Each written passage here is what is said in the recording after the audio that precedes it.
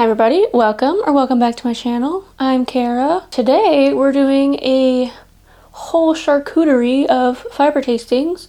I've got five breeds I want to try. I'm not going to do like individual videos for all of these because I have a couple of them I have just a very little bit, so they'll kind of go by quick. It's been a minute since we've done a fiber tasting, and I'm excited to try some of these out. So the 5 breeds I have today are Icelandic, Polypay, Finnish Landrake, also known as Finn sheep, some Shetland, and some Zwartbles. I'm just going to jump right in and tell you a little bit about them as I go. I'm going to start with Polypay, so I just have this very small little bit. And as always, all my breed facts are coming right out of the Fleece and Fiber Sourcebook. It's very fluffy. Oh, it's going to be nice. I can tell I'm going to like this. Polypay is a breed developed in the 1970s in Idaho to be successful no matter its environment, whether it was in pastures or on the range. It's actually a 4-way cross between Targhese, Dorsets, Finn sheep, and Rambouillets. It only comes in white. It's got a staple length of 3 to 5 inches and a 22 to 29 micron count.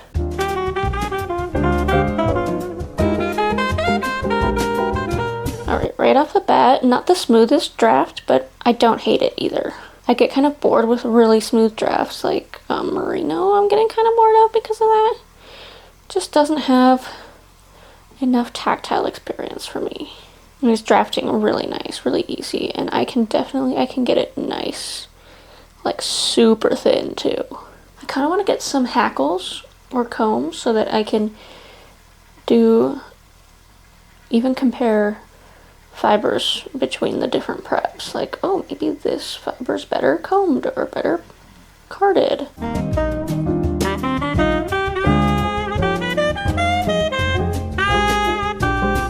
This would definitely be great for some long draw, which I'll admit I haven't really done. Maybe I'll learn it this year. Got my plying bracelet, and I'm gonna ply this up real quick.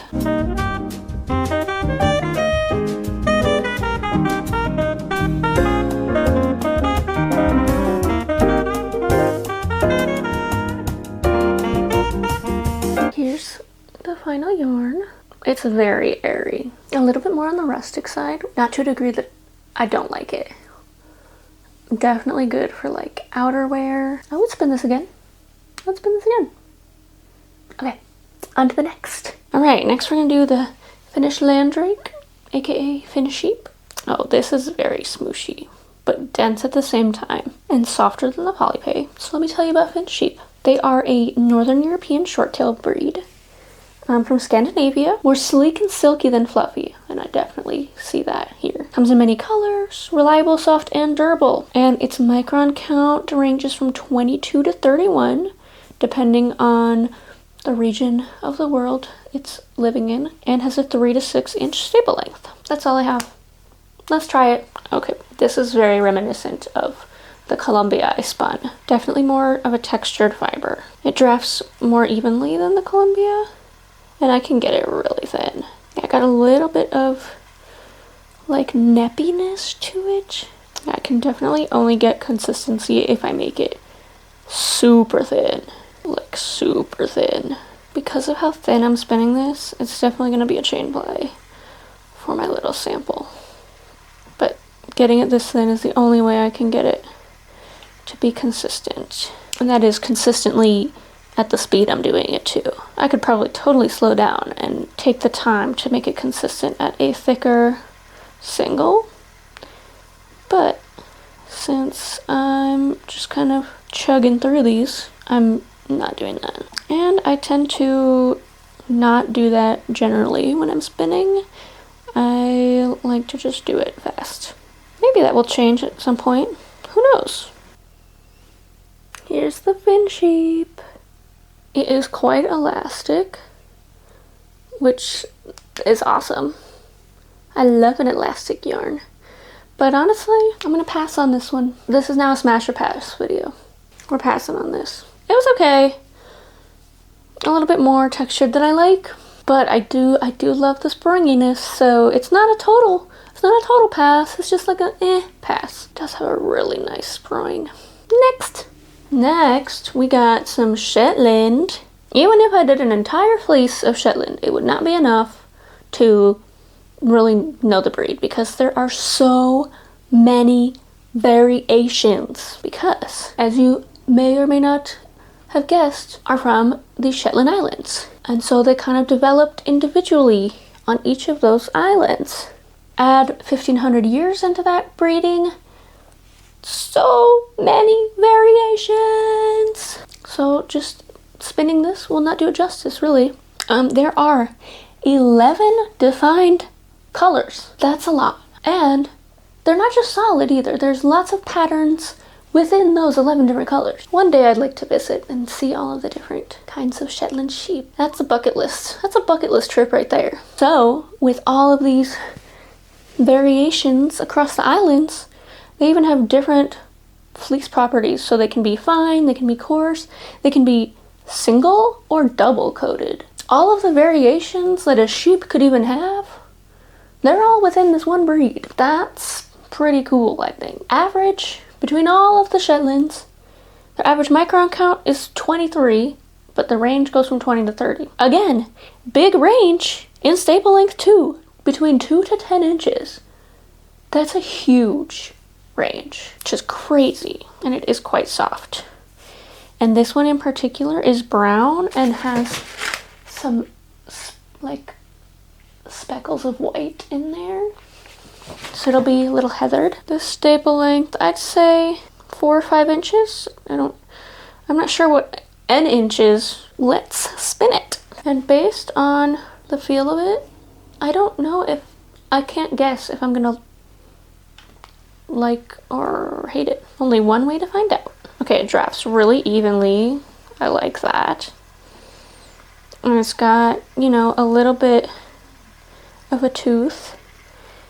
Like just enough texture, but not too much that it makes drafting evenly and consistent difficult. I'm into this so far. I'm into it so far.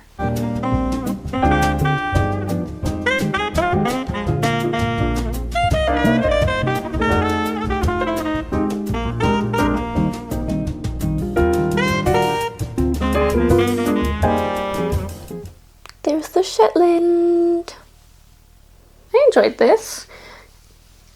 Very little elasticity compared to the Finn, but I think it's gonna like full out really nice. Which has me thinking I might go fill these out, set the twist, and then see if my smasher passes are still what they were when I spun them. So stick around for that, because I might include it in this video. Probably will. Very easy, like didn't even have to think about drafting. Probably could have done it with my eyes closed, honestly. Smooth, but still had a little bit of texture. I think that's what I like. Fiber that has just a little bit of texture so that it's not so slippery, because I tend to like a higher take up when I spin. So I crank my tension because I tend to go fast. Though just the way I spin, I'll draft, and like I don't even know if I would call it a long draw, but it's like sort of supported long draw, a combination of long draw and not long draw. So I just do a bunch and then I just feed it on, and if I do that too fast or the tension's not high enough, then it just makes a hot mess on my bobbin. So stuff that doesn't just fly out of my hand when I have my tension that high, I love. This is a smash. Smash. Smash. And I love that this has a little bit of heathering to it. Got really nice dimension. And like I said, this is one of many variants of Shetland. I would definitely like to try some other, see what else that breed's got up its sleeve, Oh, I think I'm gonna need my apron for this one. Yeah. So this is the Icelandic I have. It's white, but has a little bit of gray and maybe even some black in there too. So it'll be like a heathered, very heathered white. It gives off more gray than white. Pretty soft. As you may or may not have derived from the name Icelandic, it's a sheep from Iceland. And because that's an island, it was developed in total isolation from any other outside breeds and crosses and stuff. Came to the US in 1985. And Icelandic is a double-coated fleece. So it's got a hardy outer coat, which is called the tog, and the fine undercoat, the thel. And those two words originated when talking about Icelandics because of the double coats, but they are used when talking about double-coated sheep in general. The outer coat and the undercoat shed at different times, so you can get a really good separation between the two. Or you could totally put them together, whatever you want. Comes in lots of different colors. The outer coat has a micron count between 27 and 31 and a 4 to 8 inch staple length.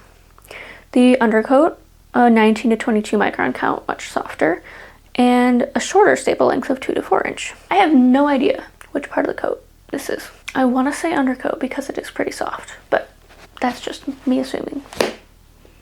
And you know what happens when you assume things. I think people assume Icelandic is coarse because they have a coarse outer coat, but I want to say this is not undercoat because I thought it was surprisingly soft compared to some other Icelandic I have touched.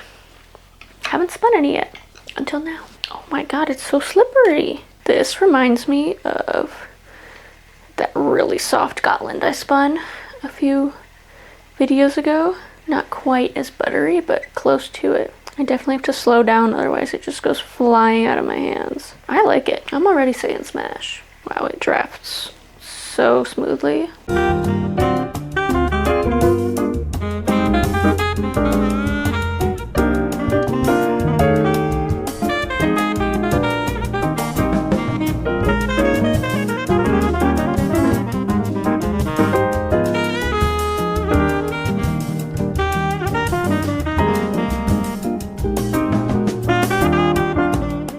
She is. This is a Mega Smash. I had to make myself stop spinning it because I'm running out of light soon, and I have one more breed to get to. I had a lot of this, and I have ideas for the rest of it. Now, remember what I just said about really slippery fibers? I take that back because this was really, really buttery. Really buttery to draft, and I enjoyed it. I wouldn't want to spin something like that all the time, but every once in a while it's like, oh yeah, just take it right out of my hands. I definitely just said that I don't like that, but I like it when it's really good. But like merino, that's boring, but this is like silky, buttery, smooth. That I enjoyed. It's got a nice little heather. And it's definitely got a halo. Actually, for this exact farm, I got their milled yarn and also got some of their fiber. So this is their fiber. And I spun it up myself. It's like really close to the milled. Just tooting my own horn there. But anyways, on to the last one. One more. Okay, last but not least is the Zwartbles. Okay, I was really excited to find this a couple weeks ago because one of my favorite YouTubers, Hente, whose channel is Mine Walton, raves about Zwartbles. Like, I think it's her favorite. So I'm like, I need to try this. And I got my hands on some, so I'm really excited. And I can tell just by the hand of it that I'm gonna like it. So let me tell you a little bit about it. It is a cross between two native Netherlands sheep, the Frisian milk sheep and the Drenthe. Zwartbles as a breed has been traditionally used for meat and milk, but it does make this very nice medium to fine wool. And it is naturally dark. They really only come in like this dark brown and black. Staple length of 4 to 5 inches and a micron, averaging at 27 microns. That was all I wrote down. I'm gonna spin it. I'm excited. Unfortunately, my camera died, so I didn't get my first impressions on camera, but here's what I can tell you. Nice spraying. Deceptively slick. It was even slicker than the Icelandic. Oh, I do like the way it comes out though. Yeah, I was not prepared for how slippery it was. It was deceptively slippery. I'm gonna card some up and try it again and see if that makes a difference. I'm assuming it will, but like, let's find out for sure. Science. This is when I wish I had a drum carder.